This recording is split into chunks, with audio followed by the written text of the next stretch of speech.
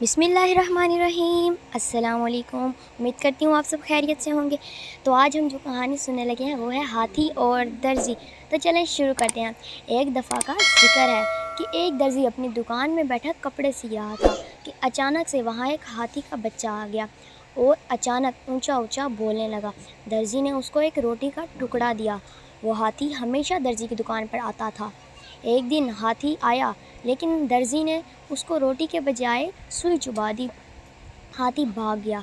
अगले दिन हाथी फिर आ गया लेकिन उसकी सूंड में कीचड़ भरा हुआ था और उसने अपनी सूंड से कीचड़ दर्जी के कपड़ों पर फेंक दिया। दर्जी के सारे कपड़े ख़राब हो गए। दर्जी सर पकड़ के रोने लगा।